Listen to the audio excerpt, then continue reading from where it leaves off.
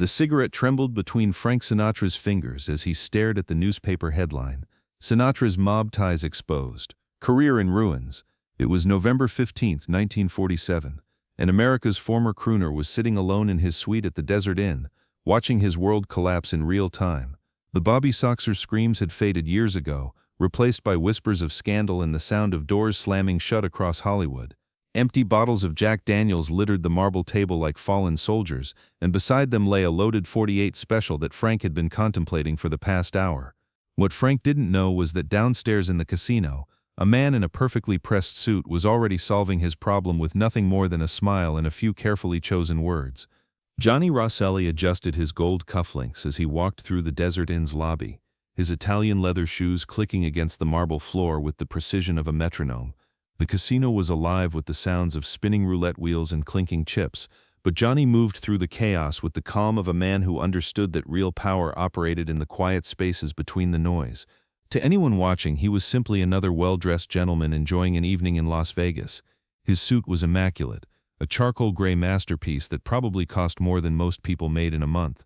His silver hair was perfectly groomed, his posture spoke of confidence earned rather than assumed, and his smile suggested he knew secrets that could either save you or destroy you. But Johnny wasn't there for the gambling or the shows. He was there because Frank Sinatra was bleeding money, losing contracts, and drowning in scandal faster than a man with concrete shoes. And when someone with Sinatra's connections was in trouble, it became everyone's problem. The ecosystem of entertainment, politics, and organized crime was delicately balanced, and Frank's public destruction threatened to expose relationships that needed to remain invisible. The crisis had started 3 weeks earlier when Lee Mortimer, a gossip columnist for the New York Mirror, published a devastating exposé linking Frank to organized crime figures. The story wasn't entirely wrong. Frank had indeed been photographed with Lucky Luciano in Havana, had accepted favors from mob-connected club owners, and had borrowed money from less than reputable sources during his lean years when his career first hit the rocks. The piece was meticulously researched, filled with dates, locations, and photographs that painted a picture of a singer whose success was built on dangerous friendships. But in 1947 America, being associated with the Mafia wasn't just career suicide, it was social annihilation. The country was still basking in its post-war moral clarity, and the idea that their beloved entertainers might be connected to organized crime felt like a betrayal of everything they'd fought for. Columbia Pictures had already dropped his contract, citing a morality clause that Frank's legal team couldn't challenge. His radio show was canceled when sponsors pulled out en masse. Even the Copa, where Frank had enjoyed some of his greatest triumphs, wanted nothing to do with him. The manager had called personally to inform Frank that his services were no longer required for the foreseeable future. Frank had tried the usual Hollywood damage control, denials, counterattacks, carefully worded press releases crafted by the best publicists money could buy. Nothing worked. Every denial seemed to generate 3 new articles. Every counterattack was met with fresh allegations. The public had made up their mind. Frank Sinatra was a gangster's puppet, and they wanted nothing to do with him. His latest recording, "I've Got You Under My Skin," had sold fewer copies than a church hymnal. His agent had stopped returning calls. His bank account, once flush with recording and film royalties, was dwindling faster than water in the desert. And tonight, sitting in that Desert Inn suite with a bottle of Jack Daniels and a loaded .38 special, Frank was contemplating whether there was any point in continuing. The suite was a monument to his former success: crystal chandeliers, imported furniture, a view of the Strip that had once represented endless possibility. Now it felt like a luxurious prison, a place where a man could disappear without anyone noticing until the maid found him the next morning. That's when Johnny Rosselli knocked on his door. Frank opened it slowly, expecting another reporter or perhaps a process server delivering news of another canceled contract. Instead, he found himself looking at a man who could have stepped out of a menswear advertisement, perfectly groomed, expensively dressed, with the kind of presence that filled a room without effort. Johnny's eyes took in the scene, the empty bottles, the crumpled newspapers, the general air of desperation, but his expression never wavered from that pleasant, almost paternal smile. "Mr. Sinatra," Johnny said, removing his fedora with practiced grace and holding it at his side like a gentleman caller from a more refined era. "I'm Johnny Rosselli. I believe we have some mutual friends, and I think it's time we had a conversation." His voice carried the faintest trace of an accent, polished smooth by decades of moving through American society's upper echelons, but still retaining just enough character to suggest sophistication rather than assimilation. Frank had heard the name, of course. Everyone in their circles had. Johnny Rosselli was what they called a fixer, a man who solved problems for people who couldn't solve them through conventional means. He worked quietly, efficiently, and his solutions had a tendency to be both permanent and profitable. Unlike the muscle-bound enforcers that most people associated with organized crime, Johnny was a different breed entirely. He was the kind of man who could walk into a senator's office or a studio executive's boardroom and be welcomed with genuine warmth, the kind of man who solved problems with conversation rather than coercion. Frank stepped aside and let him enter, though every instinct told him this conversation would come with a price he might not be able to afford. Johnny moved through the suite with the easy confidence of a man accustomed to elegant surroundings, taking in details that others might miss: the quality of the furnishings, the view from the window, the careful staging that suggested this was a man trying to maintain appearances even as his world crumbled. Johnny settled into the suite's leather chair as if he owned the place, crossing his legs with casual elegance and placing his fedora on the side table with precise care. He withdrew a silver cigarette case from his jacket pocket, real silver, Frank noted, engraved with initials that caught the lamplight, and extracted a cigarette with movements that suggested ritual rather than habit. "You know, Frank," he said, lighting the cigarette with a gold lighter that probably cost more than most people's cars, "I've been following your situation with great interest. It seems to me that you're approaching this problem from entirely the wrong angle." "What do you mean?"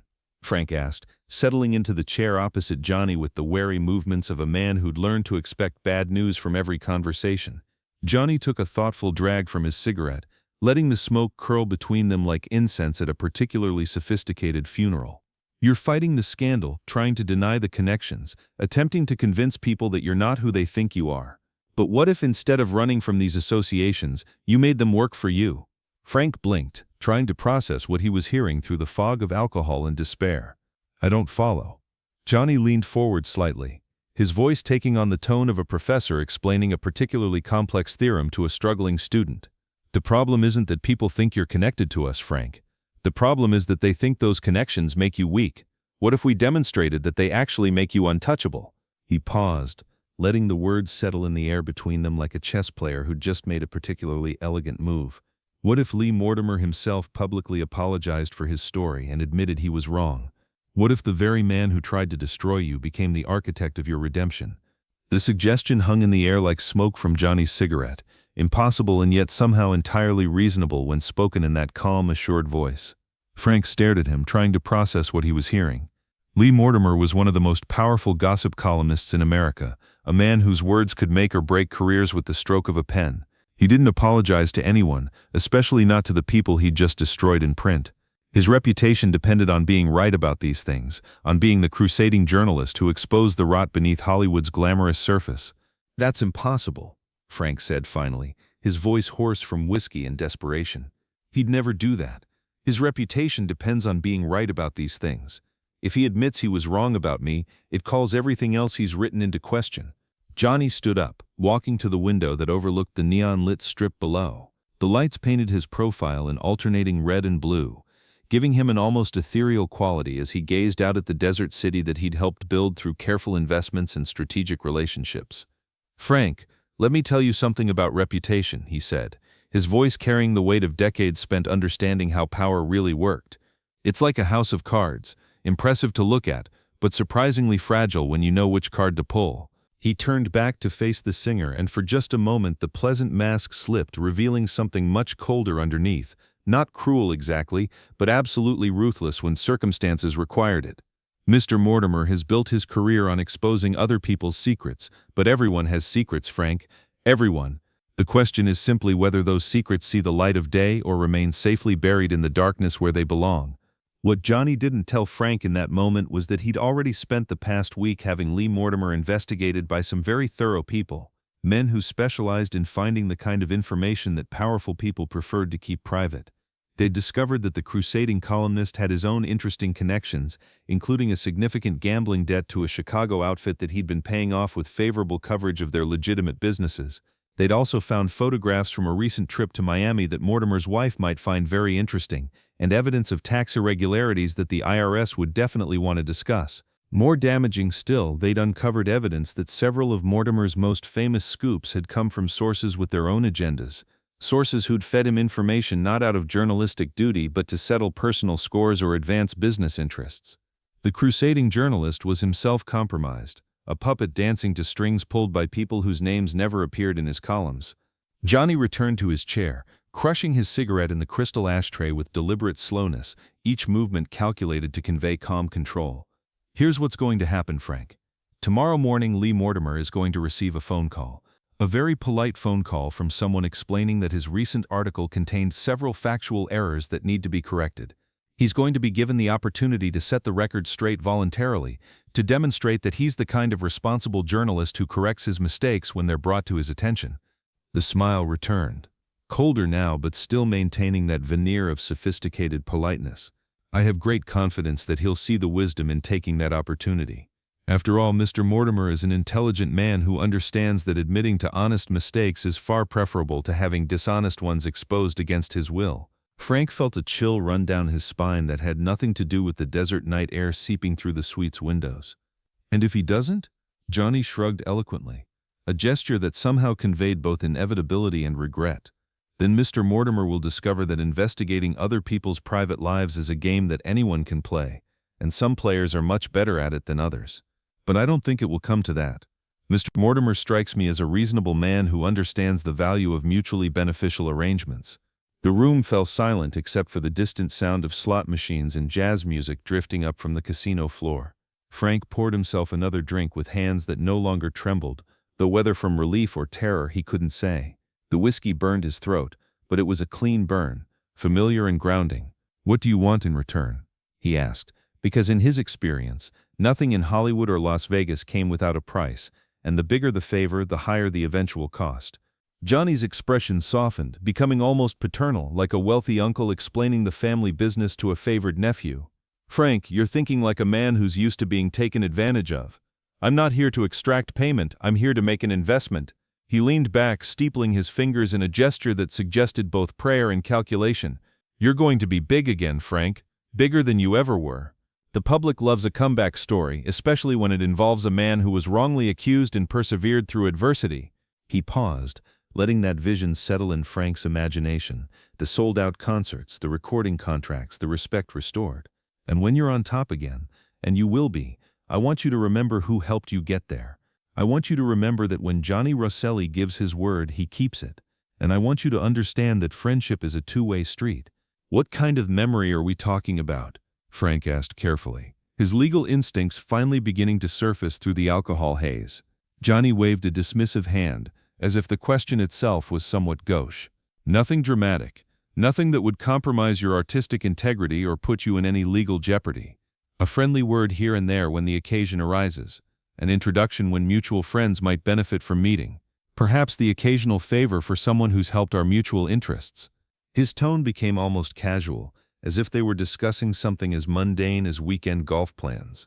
"You see, Frank, I'm in the business of building relationships, not collecting debts. Debt implies that something is owed, with interest and payment schedules and all those unpleasant commercial arrangements. Relationships, on the other hand, are ongoing arrangements that benefit everyone involved, that grow stronger over time rather than becoming burdensome." Frank understood. He was being offered salvation, but it came with invisible strings attached, strings that Johnny Rosselli would hold for as long as Frank remained in the public eye. It wasn't a transaction in the traditional sense. It was an adoption into a family that took care of its own but never forgot a favor. The arrangement would be subtle, almost invisible to outside observers, but it would be real nonetheless. And yet, sitting in that suite with his career in ruins and a gun on the table, Frank realized he didn't have any other options. The legitimate power brokers of Hollywood had abandoned him. His friends had distanced themselves. His own talent, which had once seemed like an inexhaustible resource, couldn't overcome the weight of public scandal.